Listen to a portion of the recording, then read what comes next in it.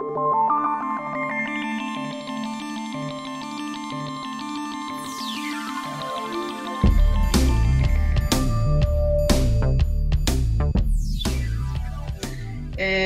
vacina não está demorando para sair. Na verdade, logo no início que se falou que sairia uma vacina em 1 ano e meio. 1 ano e meio seria um tempo recorde, muito pouco tempo para uma vacina comparado com o que a gente já vivenciou e com as outras vacinas, né? Então, tem vacina que demorou 5 anos, 3 anos, e o que, na verdade, acontece é que é muito imprevisível, viu, Yolanda? É imprevisível desde o início. Então, assim como a própria ciência, eu acho que essa ansiedade que está, né, que se cria, eu acho que vem um pouquinho também das pessoas não compreenderem muito bem como que a ciência funciona, né? Como que é o processo como qualquer processo de investigação. Que você tem que passar por um comitê de ética, que você tem que definir protocolos, né? Que a ciência, que o processo de investigação num laboratório é cheio de imprevistos, de erros, ou seja, o tempo nem sempre é linear, né? Às vezes você tem que retornar à etapa zero, à estaca zero, e recomeçar novamente.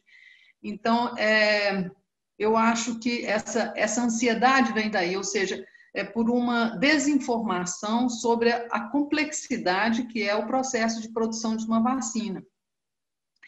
Que vem não apenas porque, olha só, você passa pelo, como eu já falei, né, estabelecimento de protocolos, passagem pelo comitê de ética, depois a definição do tipo de vacina, né, nós temos tipos de vacinas diferentes, depois a obtenção do que a gente chama de imunógeno, né, que é o produto que vai induzir um aumento na resistência da pessoa, que vai induzir a defesa, né, imunológica, que vai estimular o sistema imunológico,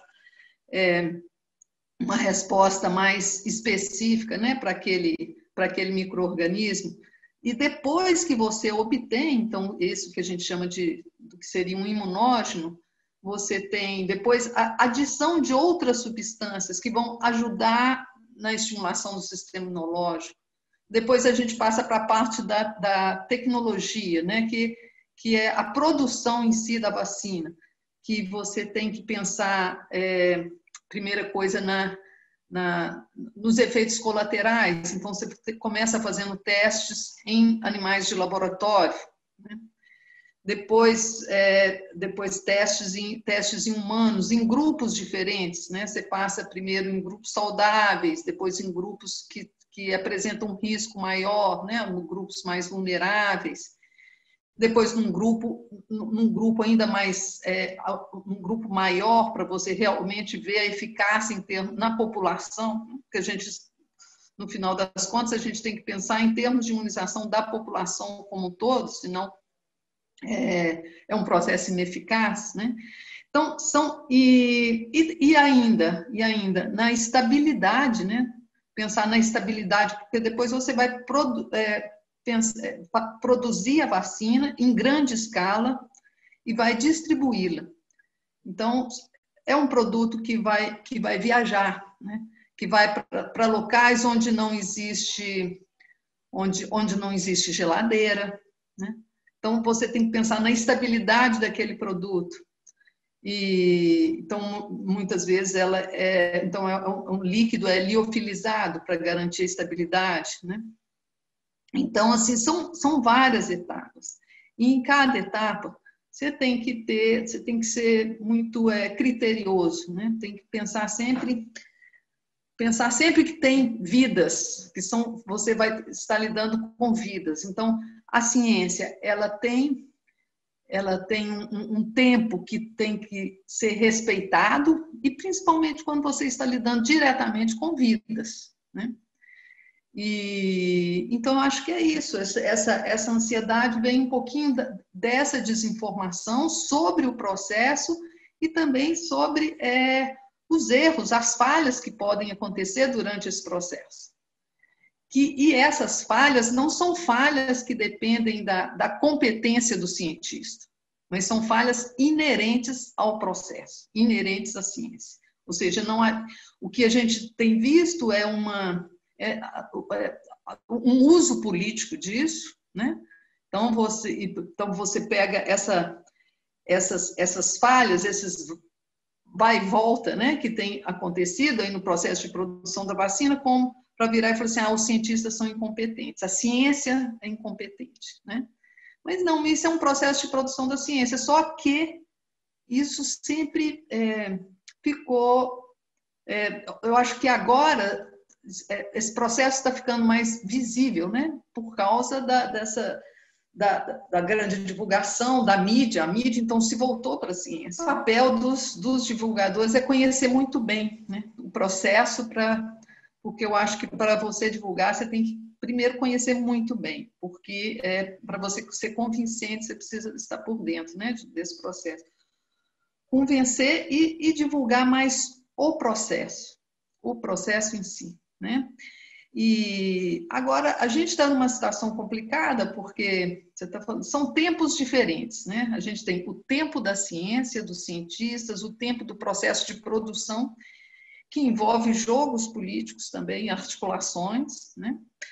Principalmente na situação atual aí do mundo, então envolve jogos políticos.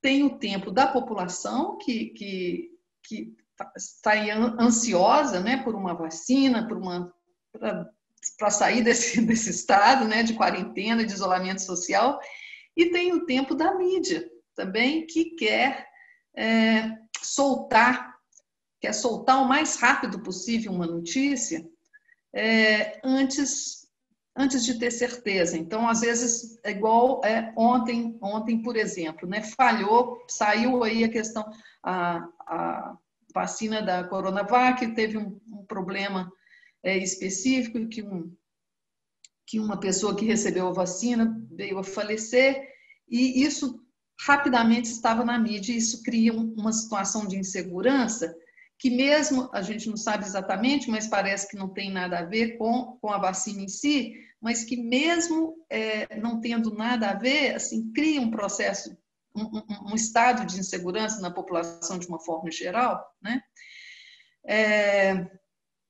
Então, eu acho que lidar aí com esses diferentes tempos, com esses diferentes objetivos, né? Porque são tempos diferentes, porque os objetivos são diferentes, né?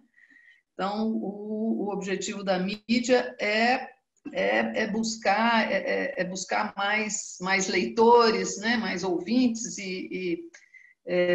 a mídia pensa na sua audiência acima de tudo. Com certeza, é lógico que a mídia tem um papel educativo grande também, mas a mídia como um todo, né, não falando dos jornalistas, né, mas a mídia como uma instituição, né, ela pensa, ela pensa acima de tudo na sua audiência, né? Então, eu acho que é difícil essa articulação, mas eu acho que a primeira coisa que eu devo falar é que todos, independente de se são jornalistas ou não jornalistas, mas devem procurar se informar sobre o processo, né? Entender o processo, para poder, então, julgar. Eu acho que isso pode diminuir a ansiedade de todos, né? No momento atual, esses tempos eles estão sendo utilizados de forma política, né? E por pessoas que não estão a favor da vida. Eu acho que essa questão é que a gente tem que entender. Não dá para também analisar apenas o processo da ciência em si, do laboratório, da produção, mas a gente tem que entender a relação da ciência com a sociedade, com o momento que a gente está vivendo atualmente.